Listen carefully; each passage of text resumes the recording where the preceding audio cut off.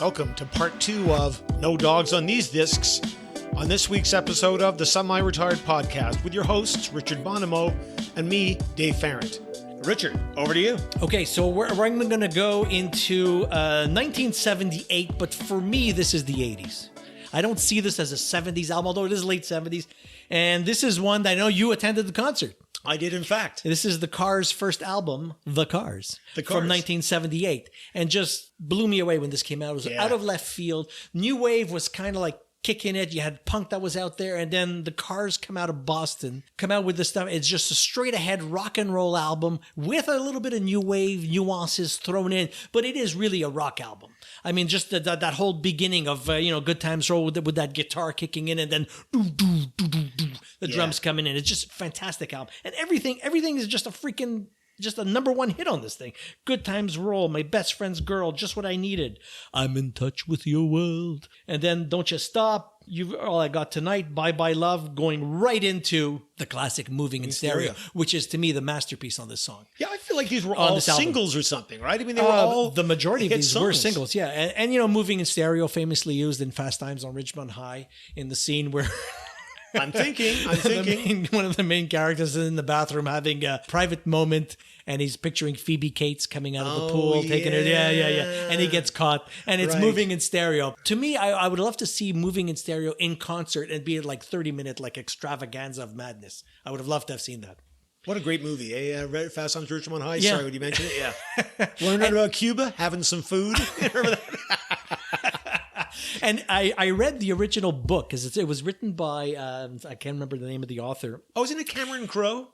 No. Am I right? No. No. Okay. The original book was written by, I believe it's a woman. And in the book, there is a character with the same last name as me. I remember reading that and being shocked because it doesn't appear in the movie, but it's in the book. Yeah, there you go. My brush with fame. Yeah, my name never shows up anywhere, sadly, Yeah, I had this. I think I bought this the minute it came out. It was just one of those things. You come home from school, you slap it on, and you just let it play. Of course, you got to flip it over in those days. Yeah, I can always do that opening riff. The clapping. Yeah, beautiful, exactly. eh? That's My Best Friend's Girl. Yeah, exactly. Yeah. And you try to get that, and it's just odd enough that it's got that little half beat in the middle or something. Yeah, just a great album. On to you. On to me. So, have I progressed in terms of years? Well, no, I'm still in 1971, Richard. Stuck like glue. Talking about Led Zeppelin 4, as I mentioned earlier, I kind of gave away the game. Not surprisingly, the fourth Led Zeppelin album, but in fact, untitled at that point. They had their first album, I think, was released in like 1968, was Led Zeppelin's, and was groundbreaking in the sense that just the sound of it, Page's guitar, Jimmy Page's guitar, John Bonham's drumming, Robert Plant's vocals, and John Paul Jones's bass together produced a sound that had not been heard at that point. Jimmy Page coming out of the Yardbirds, as did Jeff Beck and Eric Clapton, that great band that spawned all these guitarists. So by 1971, Led Zeppelin were at the top of their game and recorded an album that is, there's a lot of influence from The Lord of the Rings in here. Mm-hmm. I didn't realize that when I was a kid. I realized it later, went, I see, that's what he's talking about. In songs like The Battle of Evermore, famously Stairway to Heaven, of course. I don't know, possibly one of the greatest songs of all time, I still think. Much maligned, eh? Like there's a period that was so overplayed. I still have friends who won't listen to it now. Yes. And I have come to have a new appreciation for it now that I've listened to it again, and man, what a song. And you're right, I think it was maligned in that sense. It became like the song you had to listen to. It was in all the high school dances, right? Yeah. It had to be there. Yeah, well, it was famously the most played song on FM radio. Again, can be listened to top to bottom. Terrific lyrics, terrific atmosphere. The hits are on there. Rock and roll. I skipped over rock and roll. Black Dog, the opening number. Terrific, weird, fast kind of, pace number. Battle of Evermore with the mandolin. I love that. John Paul Jones on that mandolin. Yeah. Oh, man. Bring it back. And how can I forget Going to California? I love that song. Yeah. That is my wife's. Yeah. That's my wife's song. It's written for Joni Mitchell, by the way. Oh, was it? She was the girl with the love in her eyes and flowers in her hair. Was Joni Mitchell? Robert Plant had met her on the West Coast and wrote this thinking about Joni. Oh, interesting. I think you can hear him toking at the beginning, right? You hear a little toke happen there? A little subliminal. So my wife loves Going to California. I think it's her favorite Zeppelin song. But closing the album to me is my favorite song on the album is When the Levee Breaks. Oh, well said, yes. Which is a remake of an old blues song. And on our first date, my wife and I, we went to... there's a club on Sherbrooke Street, whatever. We were having a beer, we were chatting, whatever, and the song came on. Really, eh? The song came on, and this is not a song that you would hear in a club or That's whatever. what I'm thinking, yeah. Like you rarely even heard it on the radio. And she looks at me and she goes, "Oh, When the Levee Breaks" by Zeppelin. And I knew then we were destined to be married. I can understand what you're saying. Oh, yes. Yeah. This is the woman I will spend my life with. Because it's an obscure song, because you don't Totally hear it on the obscure. radio. But Totally she knew obscure. it. And like I said, my wife was born in 71, the year the album came out. Yet she still knew the song. There I'm you go. sensing maybe parental crib music sort of thing. Oh, no. Definitely not. No, definitely not. This is not the music of her parents. Well, I tried playing stuff like that for my daughters, but it didn't seem to have quite stuck. I keep mentioning that in case you ever start listening to the podcast. Over to you, Richard. Okay, so for my next one, it's going to be the second studio album by alternative rock band Cake, which you had never heard of. Never heard of Cake. I'll admit it right now, but I'm hungry to hear something about Cake. So I discovered Cake right around this time because they do two covers on this one. One is "I Will Survive." Gloria Gaynor, right? Yes, Gloria Gaynor. But their version is very slow. Well, their whole singing style tends to be very slow and very flat. So their version of "I Will Survive" took everybody by surprise. The English or American? I always They're like to American. know that. They're American, yeah. Okay. The video, he's a postman. And he's basically singing the song while he's delivering mail. It has nothing to do with the song, but it is fantastic. And I remember that came out, and the big song on here was "The Distance," which used to be played on alternative radio, not on show. And I remember listening to this in the car. I was working in a toy company at the time, and so we would listen to this. And I remember going out, and I picked up the albums. I picked up, I think, 2 or 3 of them at the same time. But this thing is just... Man, it is good. It is 1996. So I've skipped here. So to me, The Cars 78, I'm counting it as an 80s album because to me, I carried it through. It carries me through the music of the 80s. And so now we're in the 90s here. And it came at the right time. It's just, the lyrics are just delicious lyrics in this. Clever play on words, really fun stuff in these lyrics. Frank Sinatra's great. "The Distance," which was their big, really groovy song. I wonder if I've heard that then. You would have heard "The Distance." It was all over. No idea what it is, right? Yeah. Friend is a 4-letter word. What can I say? Clever. When you listen to the song. Yeah. Going on, "Open Book," Daria, "Race Car," "Yayas," "I Will Survive," "Stick Shifts" and "Safety Belts." And then another cover, Perhaps, famously done by Doris Day. No. Yes, it's a Doris Day hit, although it goes back to the early 1900s, because I found at my mother-in-law's old 78s one time, and I pulled it out, and it was like 1919 or something, and it was like an operatic version of Perhaps. It's coming down, Nugget, she'll come back, Italian Leather Sofa, great lyrics in this one, great lyrics. In Sad Songs and Waltzes, there's the third cover, that's a Willie Nelson song. Interesting. Very eclectic by the sounds of things. Really eclectic, and they do. Man, do they love the vibraphone in this? That weird little. How can you not love the vibraphone? And it's one of the few rock bands that uses the trumpet, and their trumpet player is chef's kiss. Interesting. He is just, and it's used sparingly and just absolutely beautiful. Listen to it with headphones. This is the sound. The band is super tight. Clever lyrics, absolutely great musicians. Well, it's fair to say, I think we said it earlier, listen to music with headphones out there, kids? Well, you most really kids should. do. Yeah, maybe they do. Yeah, that's true. Okay, old people. Yeah. Like us. Headphones. Yeah, I found you appreciate from the days of the Walkman. It really personalized music. Right now, you were putting music directly into your ears, and you got to hear, especially as the quality of recordings moved on. You got to hear all the nuances and stuff. It's just amazing. Okay, so Dave, now we're back to you. Okay, so I've crawled forward 1 year to 1972, but I've come home to Canada this time. The group is April Wine. They came out of Nova Scotia in 1969. Moved to Montreal in 1970. Originally, there was Miles Goodwin, who was the singer and principal songwriter, and 3 members of the Henman family, 2 brothers and a cousin. When they came up to Montreal, the bass-playing Henman dropped out, and they picked up Jim Clench, and that became their lineup for a few years. Okay. Me and my friends, found out about this band early on. We knew about this album when it was released because we were listening to It Could Have Been a Lady and Bad Side of the Moon, an Elton John song, by the way. Could Have Been a Lady is also not written by them. It's written by somebody else, and I can't think who. At any rate, they were on the radio. We heard them, and they were Canadian, which we found incredibly interesting. We didn't know of any other bands. The Guess Who would have been the other Canadian band at that time. I don't know that we knew the Guess Who existed, but we knew about April Wine, and we heard they lived in Montreal. And the thought that a rock band lived in Montreal, we were like, whoa.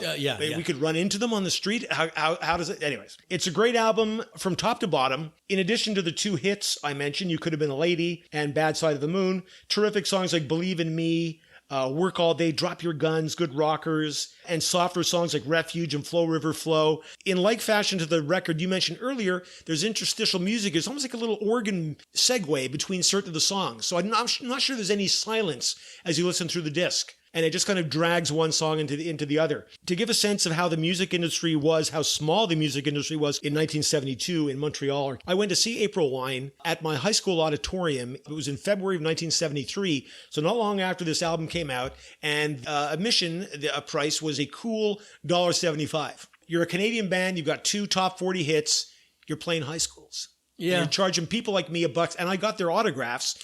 Because they, after the concert, they were like the ready room was the music room at the high school, not surprisingly, where the band would get ready before they went on stage. And we got in there and got the autographs of all 4 band members. I have these down in the bunker somewhere, and that of Donald K. Donald, the promoter, who actually forced it on us, or me. He said, "Hey, kid," and he took my little pad of paper and like wrote his name on it. I was like, "Who are you?" Was that worth nothing? Not really, exactly. But so I have April Wine autographs from 1973. Love this album. I think the songwriting is nicely varied and very mature for a young band like this, and shows off Canadian music in a very admirable way.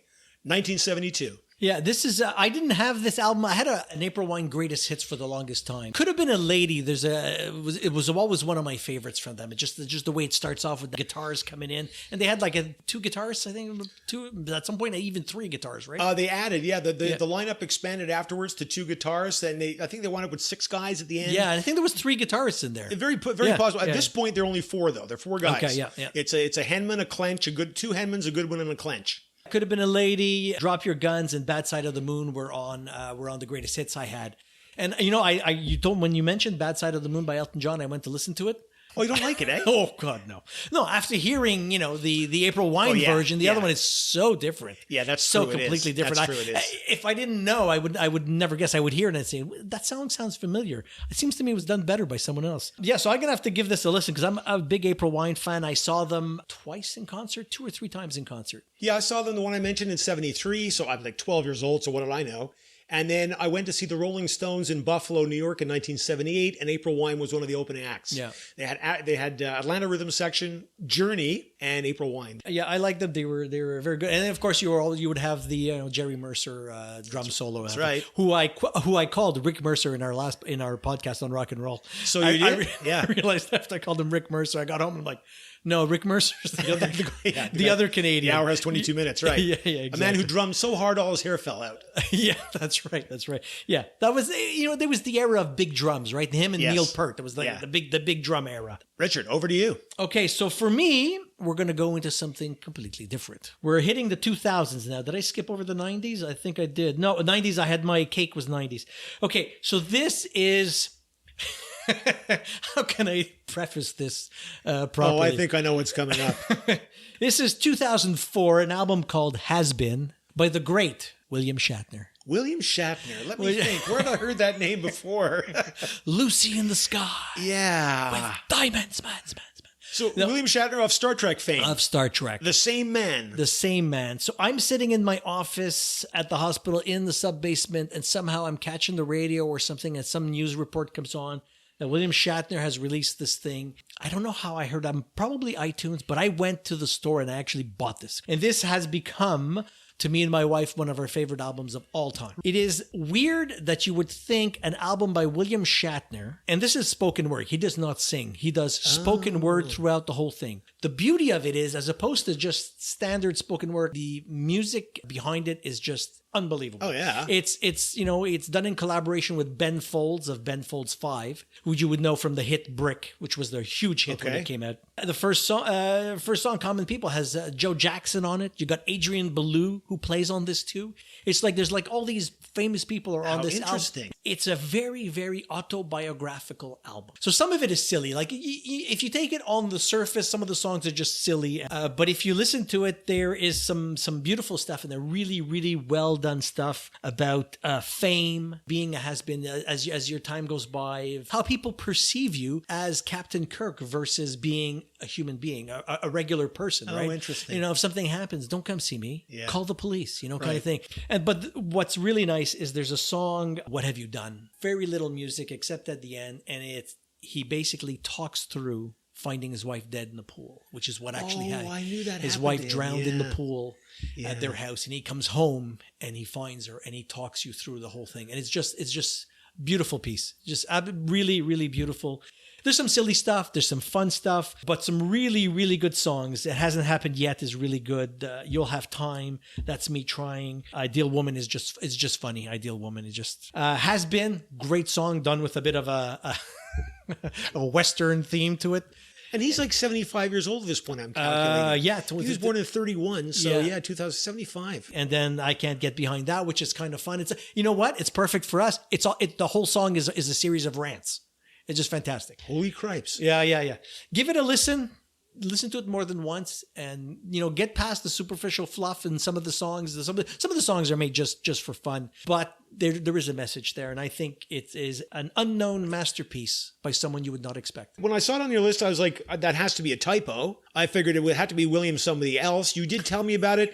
I haven't pursued it. I know it's out there. I was a little bit leery because I felt that later in his career, William Shatner, a Montrealer, by the way, tended to do some things that I thought were a little bit cheesy to the point where I didn't really want to hear them. Like, there were some books that came out, series of books and other things.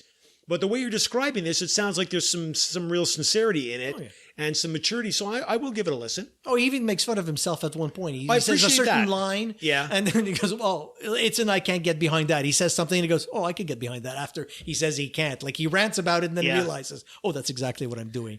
So when you get to it, you'll see it. I like self-deprecating humor. I think that's... he's done, I think, another album since, but I haven't listened to me. It's like I don't want to sully the memory of this one. This was so good. Is he touring? I don't know if he's touring. It's worth a listen. Yeah. Beam me up, baby. Beam me up.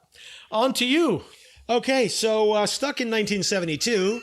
I'm 32 years behind Richard at this point, but still loving it. I'm picking Elton John's Honky Chateau. We just talked about Elton John and Bad Side of the Moon. That was a song of his that was on the April Wine record. This is one of those albums where, again, I think the sound, things turned in 1972. There's 3 albums of Elton John's, which I think are peak Elton John. One is Tumbleweed Connection from 1971, Madman Across the Water from 1971, and then Honky Chateau from 1972. The prior two are a little more acoustic, a little more introspective. Here, for the first time, he becomes a bit more poppy, a bit more upbeat. Some people may not like that. I happen to like it. It's an album that has songs on it that were big hits at the time, like Honky Cat, with kind of a honky-tonk piano thing going on. Rocket Man, famously enough, used by Donald Trump to describe the dictator of North Korea recently. So a song that's really gone on to entrench itself in the cultural... I'm sure he got Elton's permission. Right? I'm sure he did, yeah. But again, it can be listened to top to bottom. It's got a beautiful song on it called Mona Lisa's and Mad Hatters.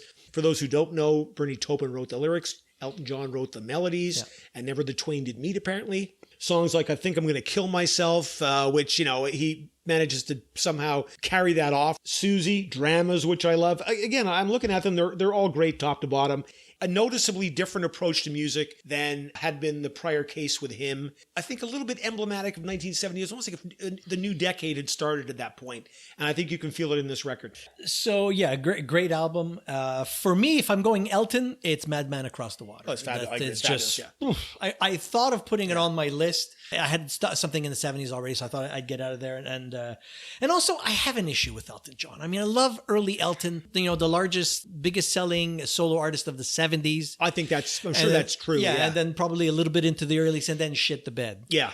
Well, I think he shat the bed starting with Don't Go Breaking My Heart with Kiki D in 1976. At that point, it was all over. Yeah, I'm sorry, I guess, you know? But when you get into, and I've got 2 stories. okay, about Elton John, which came to me recently. One is the song "Someone Saved My Life Tonight." So we were doing a deep dive on Long John Baldry. There's a deep dive on Long John Baldry. So glad I wasn't there. Can you name any songs about him? I can name one. I put the one on my iTunes library because you told me it was "Don't Try to Lay No Boogie Woogie." Boogie Woogie on the King of Rock and Roll. Exactly. It's on my iTunes library because of you. Yeah. Long John Baldry was gay. And was known a little bit to some people who knew him, but it came out much later. Oh. So the song "Someone Saved My Life Today" is about Long John Baldry. Now, apparently Elton John was going to commit suicide over a woman, and as Long John Baldry and someone else whose name escapes me now, who talked him out of it and told him to get on with his life, kind of thing. And so the song is dedicated to Long John Baldry.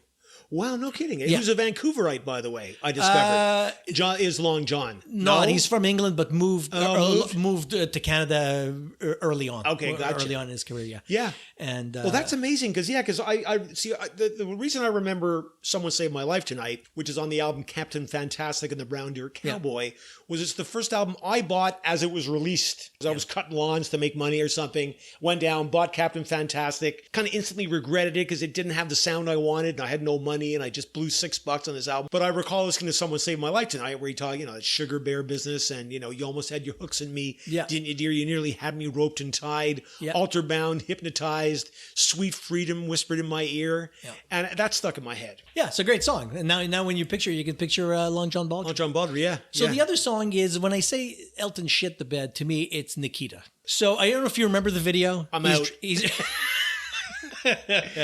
You're not dropping the mic here, you're throwing it. No, I'm not dropping the mic, but yeah, I'm throwing it, yeah. So in the video, Elton's driving, I think it's a Bentley, he's crossing the border into Russia, whatever, and he's singing the song, and Nikita is the Russian border guard who's kind of flirting with him, whatever.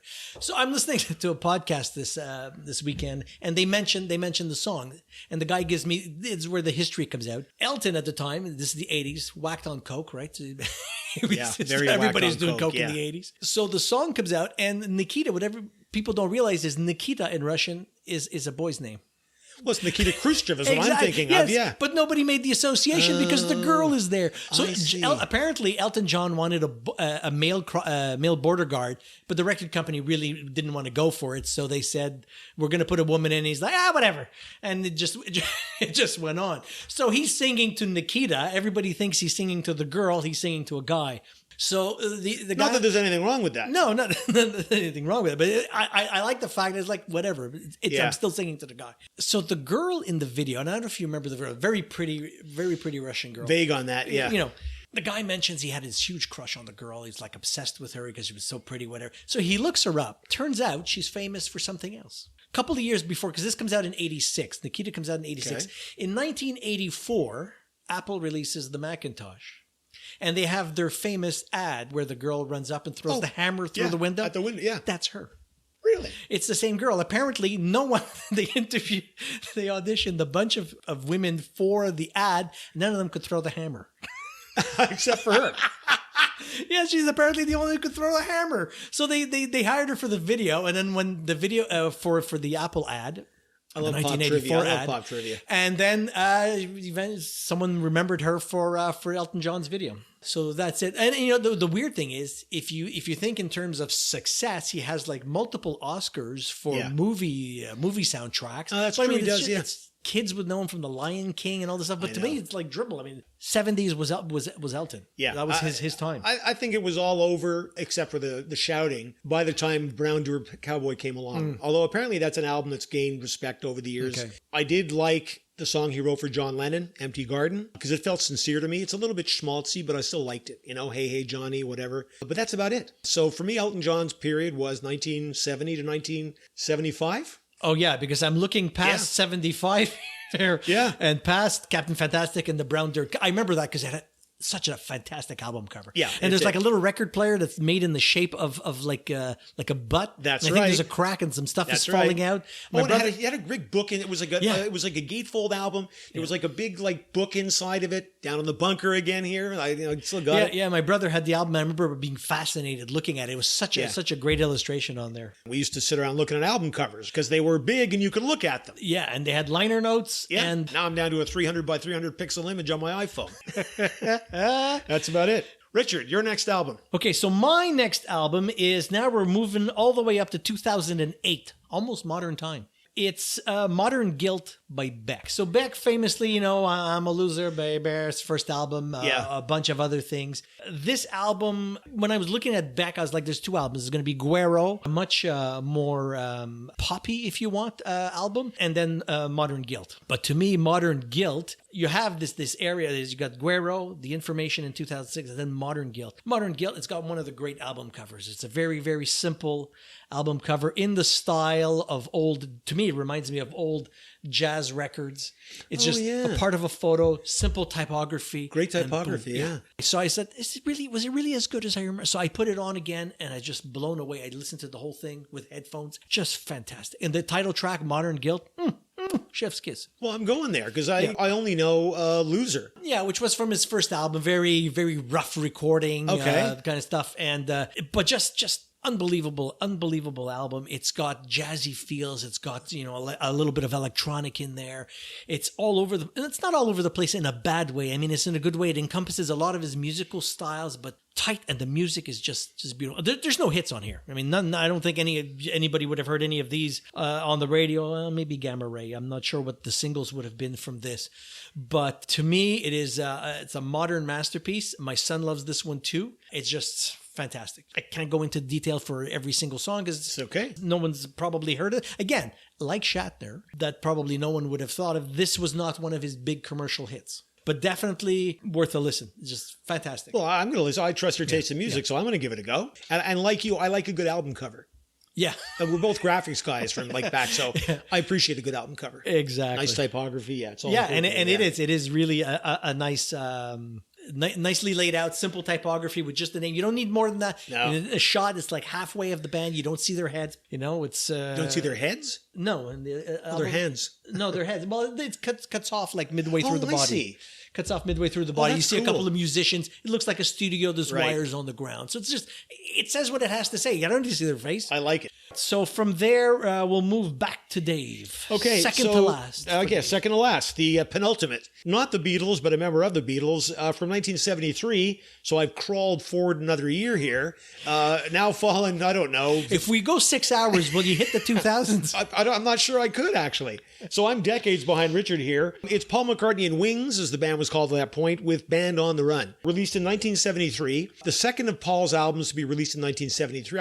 I think Red Rose Speedway was in the early part of the year. Band on the Run was in the latter part of the year. This, for me, was one of the first 5 albums I purchased. I know it was early on, probably on the strength of hearing Jet or Band on the Run on the radio. This was an album that Paul recorded in Lagos, Nigeria, the reason for which escapes me, but there's a story here that just before going to Lagos to record this album, 2 of his musicians dove on him. And so Paul winds up going to Lagos with Denny Lane, who came out of the Moody Blues, I'm not mistaken, Linda, of course, his sheepdog Martha, I made that part up, winds up recording most of the parts himself, being strong in the face of adversity, decided I'm just going ahead, I'll make the record myself, and came up with something to me is as good as a Beatles album, really, which is saying a lot, top to bottom. Band on the Run and Jet were the 2 big hits.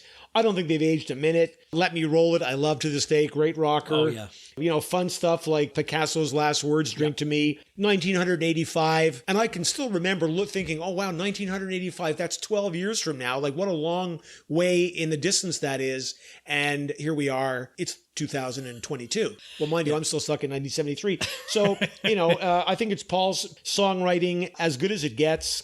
It's got his great characters like Jet and Mrs. Vanderbilt and the rest of it. Not a weak track on it. And I believe, again, if I'm not mistaken, it's Paul, Denny Lane, and Linda. I don't know what Linda was doing. I think she's fairly musical, but it doesn't matter. Turned up. I think this is fair to say this is probably the most commercially successful of any post-Beatles album by a Beatle. I don't know that for a fact, but I bet it's true. You're probably right. Although if I was to pick from McCartney's catalog, for me, it's Venus and Mars. Oh, tell you, say why, yeah. The one right after it. I played that album over and over. I'm surprised I didn't wear it through it. It's just, it was on my list and I took it off because I wanted to spread the love, if you want, a little bit across the decades.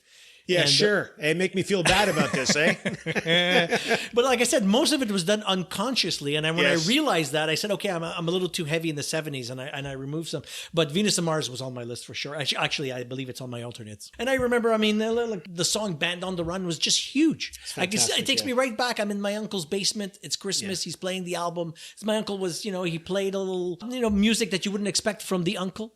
But he had this playing, and I remember saying, wow, this is, I hear this on the radio. I come to the house, and there it is. Yeah, the Jailer Man and Sailor Sam. It's so good, eh? Oh, yeah. It's got those Beatley characters in there, whoever those people are. I love that. It's a very, very Paul song. Yeah, it's very Paul. Very, very, very Paul. Yeah, same like Mrs. Vanderbilt and, Picasso's Last Words. A lot of those things, they're Paul songs. And there's a bonus song here. I'll call it a bonus song. There was a single released just ahead of this album that the American record company had Paul add to the U.S. album. It's Hell on Wheels.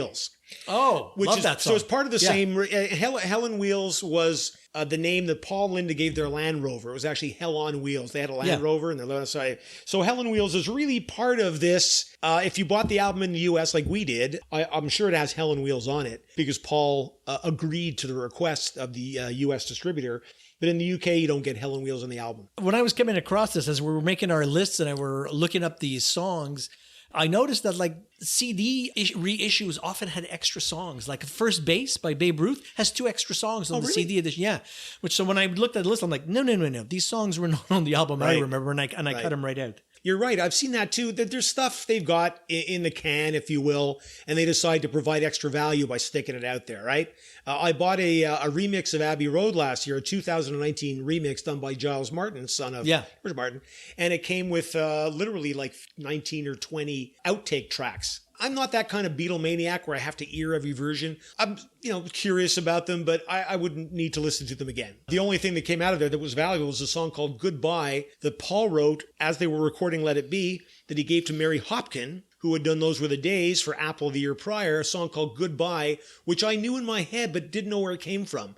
And I'm not going to try and sing it because I don't have a singing voice, but it's a beautiful composition. Again, written while they're recording Let It Be. So I have Paul's version and Mary's in my iTunes library. It's lovely. Yeah, nice. So English sounding. Often when they're remastered or they're issue remasters on whether it's Apple Music or wherever you pick up your music, you get extra tracks, right? And I'm like, sometimes it pisses me off because you want to listen to the album as you knew it. Exactly. And now you have alternate versions, or they'll throw in a live version. They'll throw in 7 versions of the same song but different takes. I don't really want to know that. I wish. So now you got to go in there and uncheck those or make a playlist that includes the album but doesn't have that. My CD copy of Pet Sounds has the original mono followed by stereo mixes of the same things. Yeah. Okay. To me, I can't tell a huge difference. They sound pretty much the same, but see, I agree with you. I think you want to listen to the album in the way that the artist intended it. This is particularly important with Beatles albums because before Rubber Soul, so in those early Beatlemania years, the Beatles released singles and albums in the UK. Capitol Records, who were distributing them in the US, would stick them together. They even did that later on. There's albums that came out in the US that never existed in the UK. So don't listen to the US Beatles releases. Listen to the Parlophone and Apple releases, because that's what John, Paul, George, and Ringo intended, as far as I'm concerned. And you get a better sense of the band's progression than if they kind of bolt all this shit together and you get some kind of made up album. But again, here in North America, that's how we knew them, right? That's right. We knew them as albums. Yeah. But I'm a snob that way. All right, Richard, over to you for your. Is this your ultimate? This is my ultimate. The ultimate. Well, ultimate only because it's last, right? Yeah, exactly. If we have penultimate, So mine is going to be 2012. I've crawled to 2012, so I'm 10 years in the past. I'll leave it at that. It's a band called Django Django, as in think of Django Reinhardt, right? Yeah, that's all I thought of, actually, Django Reinhardt, Yeah, but absolutely not. It's nothing to do with Django Django with the album Django Django from 2012.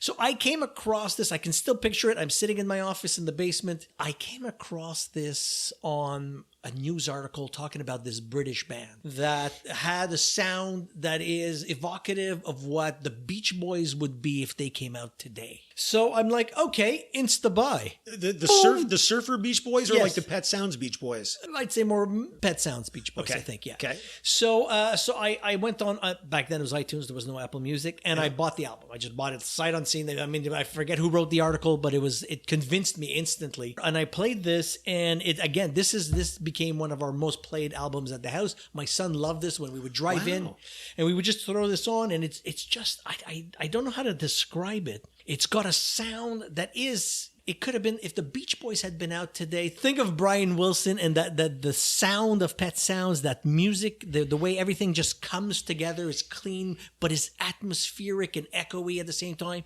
They have that. It's a nice sound. It's a modern sound, but it harkens back to that. And when you listen to them sing, they don't sound British at all. I was surprised that they were a British band. I forget exactly where they're from in England, but London, England. There you go, London, England. This is their debut album, and we've listened to the second album, which is also quite good, but this one is really, really well done. It's all over the place. There's some great, I mean, and I say all over the place, not in a bad way. They've grabbed influences from a bit of everywhere. You've got Skies Over Cairo, which has a kind of a Middle Eastern feel to it, with a little bit of sirens coming in and stuff. Hail Bop is kind of like probably their kind of poppy-ish song. Default, Firewater, Waveform, Zoom, really clean sound, well put together. And again, listen to it with headphones. There's all sorts of sounds happening, clever, good lyrics, and really nice beats to it, nice catchy beats to it. I looked them up quickly on Wikipedia when I saw them on your list, because again, never heard of them. And I was instantly struck by the description. I thought, yeah, I got that sounds like my kind of music. So I'm going to go there. That's homework for me to listen to Django Janko. So this was kind of fun because we've given each other some homework. There's stuff I haven't heard and the stuff you haven't heard. Yep. So, well, that's what it's all about, right? Yeah. So now we'll go back to you, and you almost make it out of the 70s. You know, I realize I've managed to move from 1965 to 1977. So a huge 12-year span for me versus Richard's nearly half century of musical adventuring. But here it is. From 1977, the same year as Asia, the one that Richard recommended earlier from Steely Dan, came from England Mr. Elvis Costello and the album My Aim is True. This came out just as I was getting into CJEP. I don't recall how I found out about it. Again, probably a song on the radio. And the song I think I heard at the time was Watching the Detectives. Yes. And that has such a sound to it. And, the way the way the lyrics are structured, like it's movie direction. In like fashion to Band on the Run, Watching the Detectives was not on the album in the UK. It was the single released just ahead of the album. So that's how I think of it. But I think of Watching the Detectives as part of the same recording effort. I don't think there's a weak song on the album. The instrumentation at that time in 1977 sounded so fresh. It was like a basic stripped down sound. So different to say the Bostons and the Kansases and that were at, which I still like. At the other end was Elvis, and his lyrics are terrific.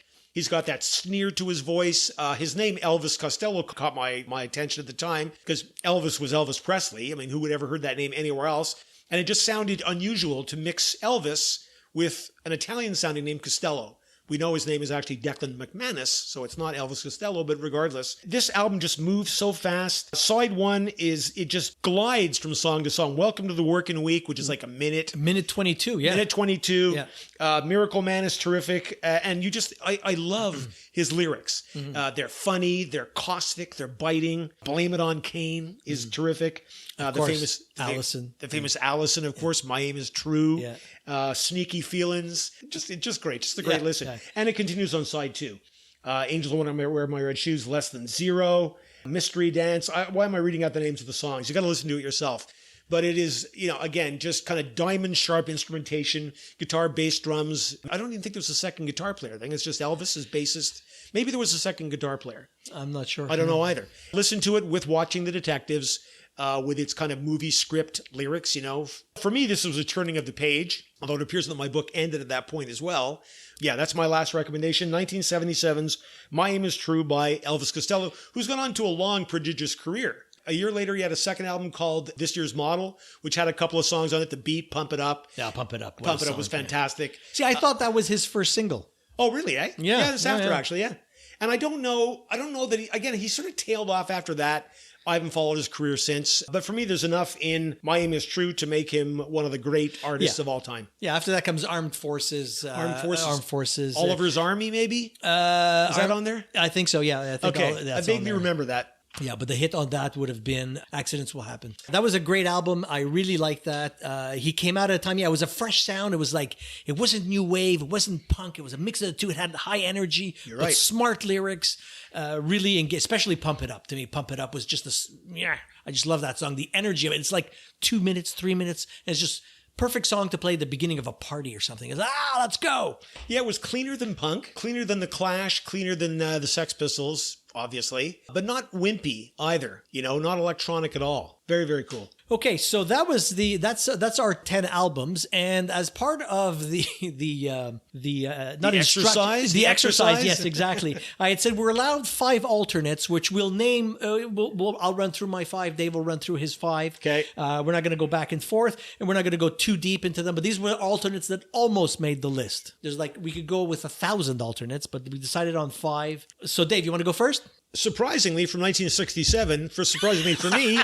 Are we going to leave the 70s? Is there anything outside the 70s? We actually do. Okay. But one. Okay. From the Jimi Hendrix Experience, Are You Experienced? Their initial album. So Jimmy's an American guitarist from Seattle who went to London to make his fame. I don't know that's what he intended, but that's what happened. Over there, he teams up with his bass player and his drummer, Noel Redding and Mitch Mitchell, and they form the Jimi Hendrix Experience. And I think it's in March of 1967, they release Are You Experienced, which is unlike anything anybody had ever heard at the time. Had things on it like Purple Haze, and Third Stone from the Sun, Foxy Lady, Wind Cries Mary's on it, Fire's on it. You can listen to it top to bottom. It's a psychedelic masterpiece. And Jimmy's guitar playing, and I think his lyrical writing are sublime. Next, I've gone to Let It Bleed by the Rolling Stones, late 1969. This has got Gimme Shelter on it, the terrifying, wonderful Gimme Shelter. It's got You Can't Always Get What You Want. It's got Midnight Rambler and some other songs in between. Terrific, hard-edged Stones, no frills. They've got Mick Taylor on board now, Brian Jones having passed away earlier that year. And this is the album that came out roughly the same time as the Altamont Speedway disaster, where they played a free concert east of San Francisco, hired the Hells Angels as security, bad idea. Someone winds up getting killed, a young man in the crowd. And a movie, Gimme Shelter, was made about that incident, considered by many to have been the death knell of the 1960s love generation, that horrible event in 1969. This album was consonant with it, and I think is one of the Rolling Stones' best. Okay, my third, all the way up in 1972, from David Bowie. It wins the award for longest album title of all time, perhaps. The Rise and Fall of Ziggy Stardust and the Spiders from Mars. Bowie was never the same guy from year to year to year. This year, he was Ziggy Stardust. The album is it's in the genre of what was called then glam rock, which covered Bowie. It covered Alice Cooper in the U.S., Roxy Music, even Sweet Later were considered glam rockers. Yes, and it just referred to a kind of style of dress and a style of presentation. And again, you can listen to this one top to bottom. It's got great stuff on it, like 5 Years, Ziggy Stardust, of course, the title track, Moon Age Daydream. Beautiful stuff. Next, I'm going to Selling England by the Pound from 1973 by Genesis, one of my favorite bands of all time. And this is after the early Genesis period, which was Trespass and Nursery Crime and Foxtrot, where their songs became a little tighter and a little more presentable. Although I prefer Foxtrot Nursery Crime, but I put this in because it's more approachable, I think, for the average music fan. And it's got a terrific sound. It's got a cleaner, more polished sound than the early recordings. Peter Gabriel is still there, so you've got that beautiful weirdness overlaying the whole thing. And can be listened to should be listened to from top to bottom. And my final alternate from 1991, Richard, all the way up to 1991. Whoa, 91. Thank you. It's not a typo? Not a typo. Okay. Let me look. No, not a typo. Canada's own Tragically Hip. Oh, yes. Tragically Hip with the album Road Apples. Oh, yeah. I love the Tragically Hip. I'm not sure why I didn't include more of them in this show. Maybe later. Road Apples has everything on it from Three Pistols to Cordelia, I believe, to Little Bones. Yeah. It's a great sound. Again, stripped down. If you know the hip at all, there's no playing around there. It's guitars, bass, drums, and a vocalist. A terrific listen. And a great name, too, Road Apples. Oh, It's yeah. fantastic, Yeah, eh? yeah. For those who aren't Canadian, that means clumps of shit that animals have left on the road. Road apples, typically horses. There's a little Tragically Hip humor in there, I think. Also, maybe the best name for a band ever, the Tragically Hip. Yeah. Yes, it is. Richard, your 5 alternates. Okay, so my 5 alternates, I'll start off with one. These guys were on my list, and then I reluctantly bumped them down a little bit because I haven't listened to them in a while. And this is Bad Company by Bad Company with the first song on their album called Bad Company. So, I just love that. I just love that. Band name and song, same thing. It's just like Black Sabbath. Black Sabbath, that's right. 1974, first album released on Led Zeppelin's Swan Song record label. Oh, was it? Okay. Yeah, with the great Paul Rodgers on vocals. Probably one of the best voices in rock and roll. I absolutely love this album. It's just, can't get enough. Rock steady, Ready for Love, Don't Let Me Down, Bad Company. Is that the Beatles Don't Let Me Down? Or is it their own? It's their own? Okay. Yeah. Bad Company, The Way I Choose, Moving On, and then Seagull. They're all on there? They're all See, on I there. have that album. Again, wow. What an album. It's just, you could just play that over and over again. It's such a mood, so clean. It's the eruption of a band. It's their first album. You're like, wow, this is your first album? Yeah. Amazing. Really, really clean. My next one, we're going to jump around in time a little bit. I'm going to Them Crooked Vultures. Oh, Richard, what year is this? This would be 2009. Whoa, that's way too advanced for me. So, Them Crooked Vultures is it says here, alternative rock supergroup. Christ, do I hate the name supergroup. Simply because I heard Asia the other day on the radio and I my God, was remember that bad. Yeah. Some guys from Emerson, Lake and Palmer were and yes, I think we're involved. Some Yes just, people. Just terrible sound. Bad. So you have Josh Home, I believe. Josh Home. Oh, that dude. Of Queens of the Stone Age. Oh, yeah. John Paul Jones of Led Zeppelin. And David Grohl of Foo Fighters and Nirvana. Wow. So 3 guys, they put out a straight ahead freaking rockin' album. It is unreal. It is what Zeppelin would be if they came out today, I think. It is. What a lineup. It is No so kidding, good. eh? So good. There's not many songs on the album. I think there's like 8 songs, maybe 7 songs. It is just straight ahead. It doesn't stop from start to end.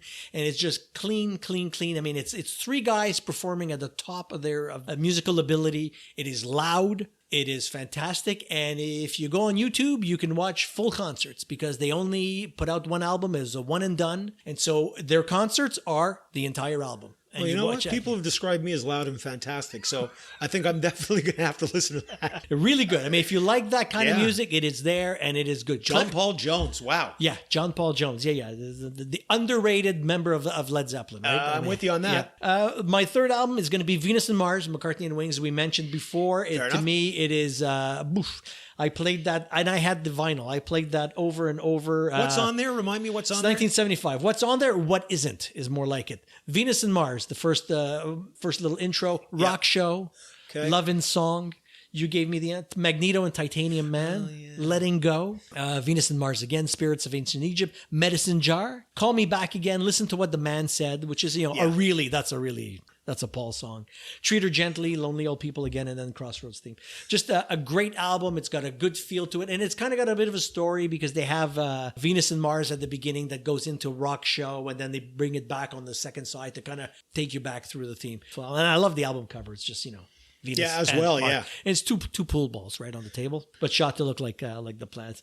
Okay, so for my number 4 is going to be 1971. Is it? Oh, a very good year, Richard. 1971. Yes, it is. Metal by Pink Floyd. Nice. Yeah. Metal by Pink Floyd. No, so metal is not like the early stuff. You had the influence of Syd Barrett is very psychedelic. You got the songs with crazy song titles.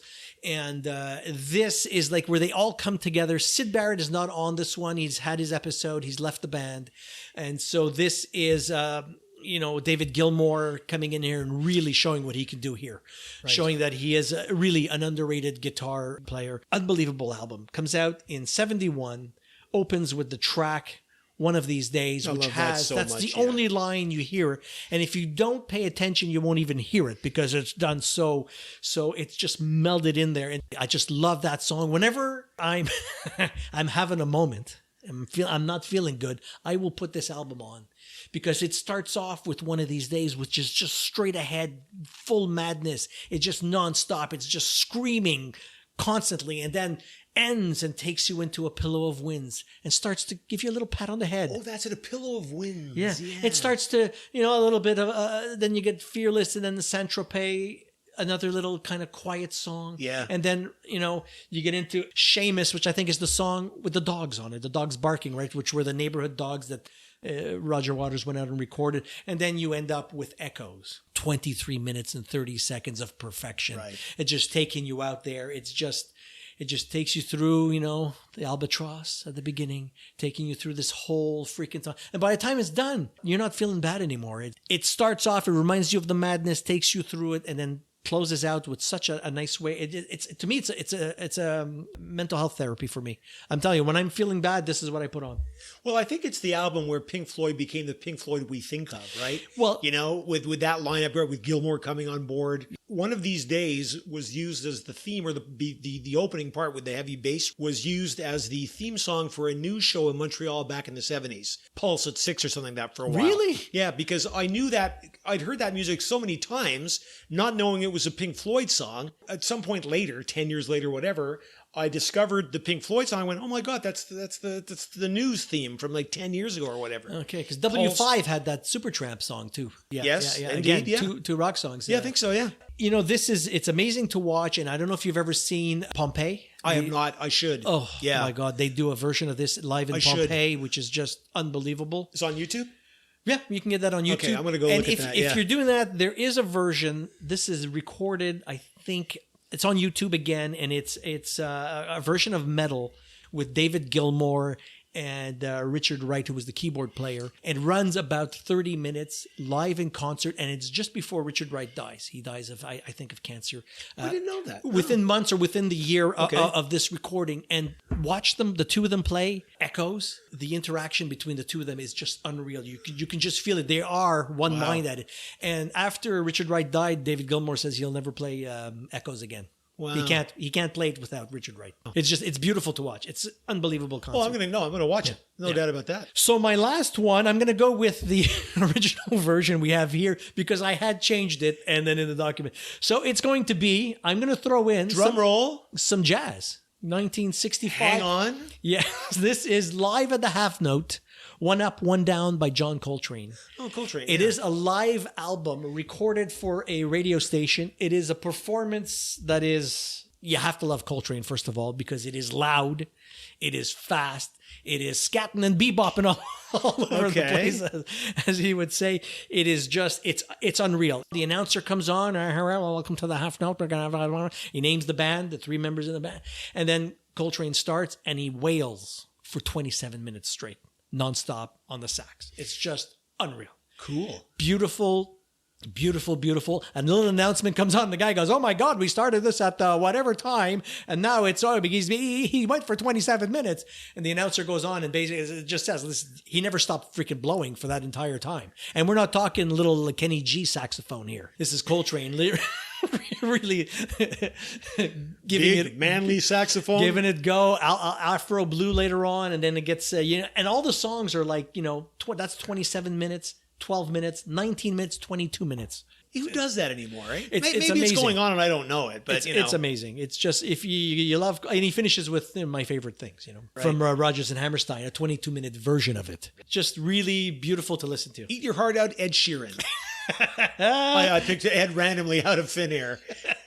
So that's it. We did our 10 plus 5. Nice. Yeah. 10 plus 5. You're right. So lots of work out there for you listeners. Try some of these albums out.